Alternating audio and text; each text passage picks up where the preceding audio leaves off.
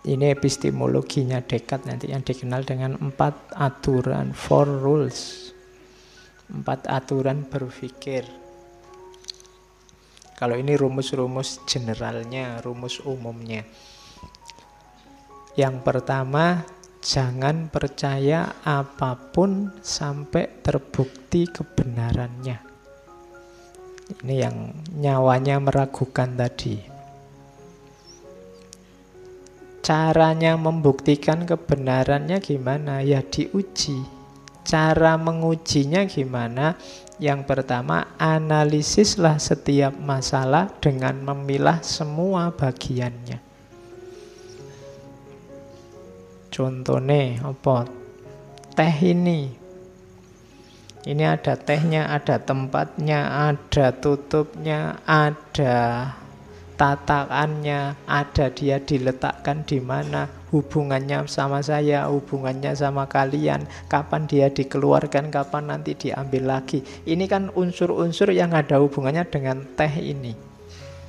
Kamu pilah-pilah semua, itu namanya analisis.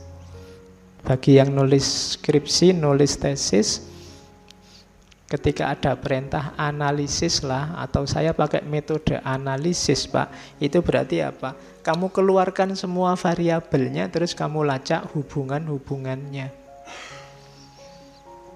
Mikrofon ini ada tatakannya, ada tiangnya, ada pendolnya, ada... Ini kan variabel-variabelnya. Ini gunanya apa, tiangnya gunanya apa, kemudian tempatnya suara gunanya apa. Ini kan unsur-unsurnya. Terus hubungannya tiang dengan tempatnya suara, tiang dengan tatakan, dan seterusnya. Itu namanya dianalisis. Ketika kamu dapat satu pernyataan misalnya, coba cek pernyataan ini tentang apa, unsurnya apa saja. Baik itu politik, budaya, sosial, ekonomi, coba cek variabel-variabelnya.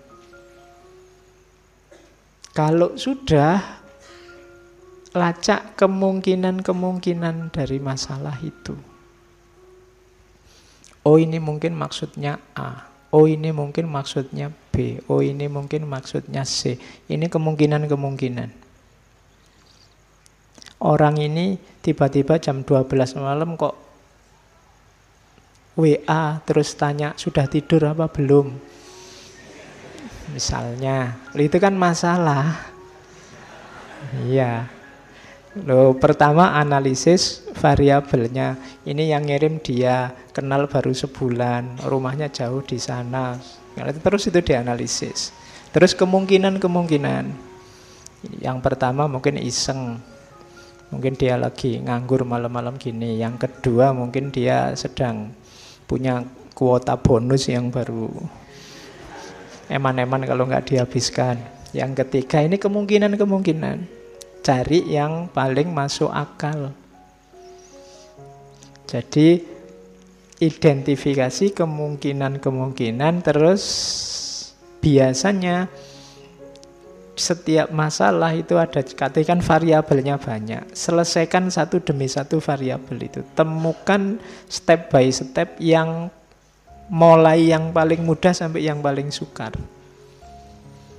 Oh ini yang jelas aku kenal dia. Kemudian apakah dia senang apa enggak, itu langkah selanjutnya. Terus WA-nya ini maksudnya apa. Jadi yang paling mudah sampai yang paling sukar. Diurut, selesaikan satu-satu. Jadi kalau ada masalah, cara menyelesaikannya level. Itu metode yang ditawarkan oleh Descartes. Ini nanti menginspirasi lahirnya metode ilmiah, penelitian-penelitian di dunia modern. Jadi ini basisnya nanti yang kita kenal sebagai metode ilmiah. Jadi ragukan segalanya dulu, jangan kesusu percaya, analisislah, ukur kemungkinan-kemungkinan. Ya kemungkinan-kemungkinan itu kan nanti kalau di penelitian jadi namanya hipotesis. Terus temukan step by step-nya. Ini kan nanti metode penelitian.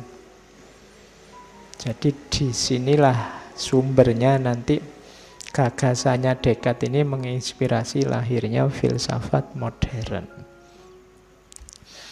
Oke, nah terus Descartes dengan gagasan-gagasannya nanti dikenal, memperkenalkan aliran namanya rasionalisme. Rasionalisme itu gampangnya definisinya adalah pengetahuan yang bisa dipercaya, itu pengetahuan yang sumbernya adalah rasio atau akal. Kok ndak panca indera? Kalau sebelumnya versinya Aristotelian ini realisme, sumbernya pengetahuan itu realitas, empiris, kenyataan. Tapi katanya Descartes enggak. Pengetahuan yang bisa dipercaya itu berarti layak kamu jadikan sandaran, itu sebenarnya pengetahuan rasional, pengetahuan yang dasarnya akal. Kok bukan pengetahuan empiris? Itu kritiknya pada pengetahuan empiris. Ya barang empiris itu memang nyata, bisa dilihat, bisa disentuh, bisa diukur, bisa didengar. Tapi pengetahuan empiris itu sifatnya kebanyakan dalam tanda petik itu subjektif. Jadi subjektif itu, bayangkan misalnya kamu mimpi. Mimpi itu kan rasanya kayak beneran. Begitu kamu bangun ternyata enggak beneran. Kamu bermimpi jadi orang gantengnya luar biasa. Begitu bangun, misalnya, itu kan bisa tertipu loh. Kamu waktu mimpi mbok pegangi ya ganteng juga ya, tapi begitu bangun enggak. Itu mimpi. Sakit misalnya. Sakit itu ada jarak antara rasa dengan peristiwa datangnya sakit itu.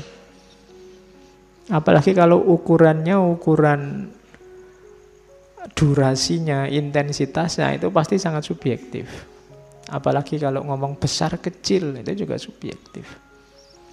Pengalaman-pengalaman empiris itu ada jarak. Sehingga rasa sensasi empiris itu tidak pasti.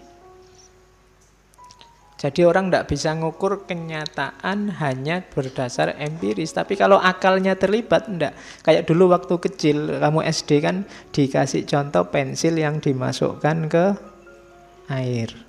Terus, oh iya, kalau pakai mata saja panca indera kelihatannya patah. Tapi kan kamu yakin itu tidak patah, masih lurus. Dari mana? Akalmu yang bilang. Jadi akal lebih bisa disandari, katanya Descartes. Gunung itu kamu lihat dari jauh, dari sini kamu lihat Merapi, kelihatannya Merapi itu kan halus sekali kan. Tapi akalmu bilang, wong gunung itu geronjal-geronjal, banyak jurangnya, banyak itunya, Pak. Ya menurut saya ya ndak halus itu. Padahal matamu bilang itu halus. Tapi kamu simpulkan ndak halus. Siapa yang bilang gitu? Mata. Sama kayak rembulan. Rembulan itu kan kalau penyair-penyair, wah indah sekali wajahmu kayak rembulan kan gitu. Itu pakai mata, tapi kalau pakai akal, orang tahu bahwa bulan itu banyak kawahnya, jeglong-jeglong. Jadi kalau kamu dibilang wajahmu kayak rembulan itu, kalau pakai akal harus tersinggung. Oh ini melecehkan sekali. Oke, nah dari mana bisa tahu kok bahwa bulan itu jeglong-jeglong? Saya sudah belajar, akalmu yang selama ini bisa merangkai apa yang didapat oleh panca indera. Jadi katanya Descartes, ndak, rasio lebih bisa disandari. Kenapa kok bukan realitas di luar rasio panca indera? Realitas panca indera itu dikonstruksi oleh pikiran. Tergantung pikiran. Jadi pikiranmu sedang apa itu kan berpengaruh terhadap pencerapan panca indramu. Kalau kamu sedang ngantuk ikut ngaji ini, mungkin ya yang kamu serap beda.